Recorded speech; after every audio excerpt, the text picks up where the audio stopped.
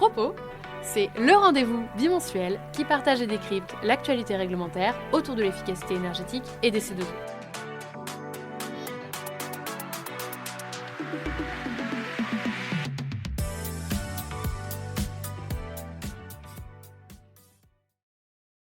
Bonjour à tous et toutes. Je suis ravie de vous retrouver pour ce nouvel épisode de Propos. Aujourd'hui, je vais vous parler des évolutions réglementaires des 2 dernières semaines ainsi que des annonces récentes ayant un lien avec l'efficacité énergétique. Et on commence, comme d'habitude, par l'Europe. Grand angle. La directive révisée sur la performance énergétique des bâtiments va entrer en vigueur le 28 mai. Elle devrait être transposée en droit français dans les 2 prochaines années. La directive révisée intègre plusieurs évolutions, notamment sur les systèmes d'aide aux projets de rénovation.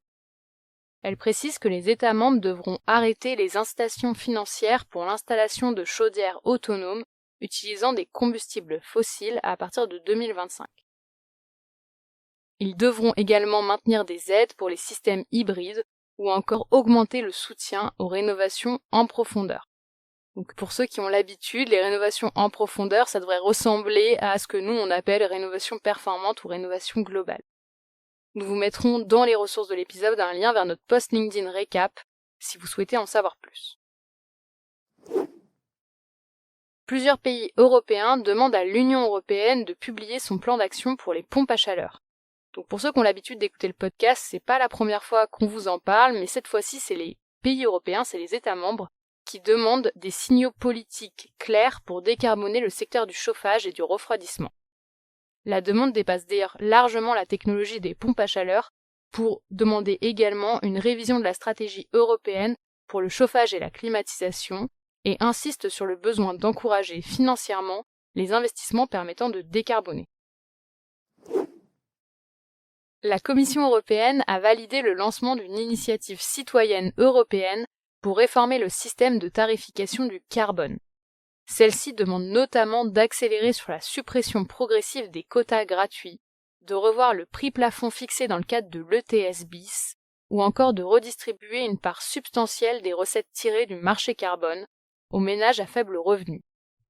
L'initiative doit désormais recueillir des signatures pour ensuite, si elle atteint 1 million de soutiens, être prise en compte par la Commission qui devra justifier sa décision ou non de donner suite à leur demande. Sur le sujet du carbone, on peut noter qu'en France, un décret a été publié au journal officiel pour préciser les modalités de présentation des plans de performance énergétique pour les entreprises qui bénéficient de l'aide en faveur des entreprises exposées à un risque significatif de fuite de carbone en raison des coûts du système d'échange de quotas répercutés sur le prix de l'électricité. C'est un peu du jargon, mais globalement, si vous êtes assujetti à l'ETS, ça peut être intéressant que vous alliez regarder ce texte. Il peut notamment intéresser les industriels et nous vous le mettons dans les ressources de l'épisode. Sur les émissions de gaz à effet de serre, le Conseil de l'Union européenne a également adopté le règlement sur les normes d'émissions de CO2 des utilitaires lourds. Il entrera en vigueur prochainement. Dernière actu côté Union européenne, le réseau Action Climat et le Bureau européen de l'environnement ont publié une analyse le 7 mai qui conclut que pour atteindre 100% d'énergie renouvelable en 2040, il faudrait augmenter de près de 150% les capacités des réseaux électriques. L'analyse, qui est en anglais, est disponible dans les ressources de l'épisode. Passons à la France maintenant.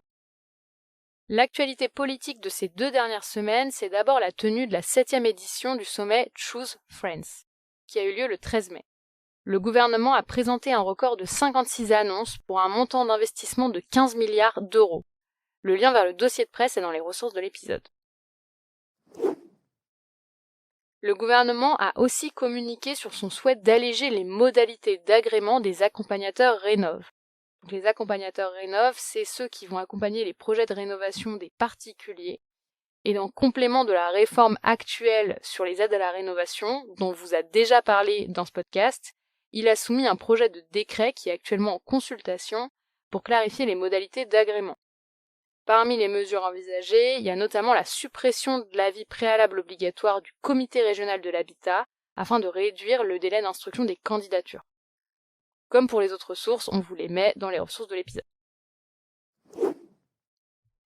Si on continue côté actualité, le ministère de la Transition écologique a annoncé qu'en 2023, la part des renouvelables dans la consommation finale brute d'énergie en France a atteint 22,2%. Ça augmente, c'est bon signe.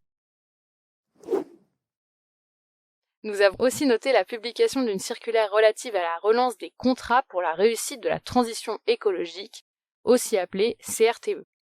Elle propose notamment une architecture type de contrat et elle vient préciser que ces contrats sont de véritables outils ou doivent être de véritables outils pour les collectivités territoriales et qu'ils peuvent faciliter l'obtention de financement.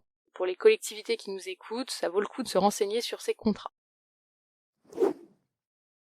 Concernant le report modal vers le fluvial et la stratégie nationale fluviale, la DGITM, donc la direction en charge des transports, annonce qu'elle va piloter des ateliers sur la deuxième quinzaine de mai avec des chargeurs, des entreprises fluviales et des collectivités.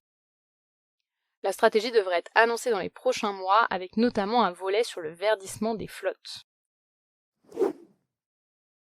Enfin, des consultations ont été lancées sur la géothermie et le stockage souterrain afin de modifier les textes actuels avant le 1er juillet 2024. N'hésitez pas à regarder si cela vous intéresse. Focus programme C2E. Je termine cet épisode de propos par un focus sur les programmes C2E qui continuent de se développer. Un arrêté est venu confirmer la création de 6 nouveaux programmes financés par les certificats d'économie d'énergie. Parmi ces programmes, 3 concernent les entreprises. Enersol, qui doit aider les agriculteurs dans leurs projets de transition énergétique et agroécologique. Bungalow 2, qui s'adresse aux établissements hôteliers de la Réunion, de Mayotte, de la Guadeloupe, la Martinique et la Guyane pour réduire leur consommation. Ou encore Mobsport, qui vise les ligues de sport professionnelles et amateurs et qui doit les aider à optimiser le bilan énergétique des événements sportifs qui, on le sait, parfois a tendance à être un peu haut. On note aussi la création du programme Cube Logement qui doit permettre via la méthodologie Cube de Challenge d'accompagner les gestionnaires de résidences d'habitat collectif à déployer des actions de sobriété énergétique. Et pour terminer ce focus programme C2E, on a également noté une annonce récente du gouvernement qui devrait amener à reconduire le programme C2E Advenir qui fournit actuellement des aides pour l'installation de bornes de recharge électrique. L'enveloppe supplémentaire annoncée serait de 200 millions d'euros pour aider à atteindre l'objectif gouvernemental de 400 000 bornes électriques en 2030. C'est tout pour aujourd'hui, j'espère que cet épisode vous a plu et vous dis à dans 2 semaines dans Propos.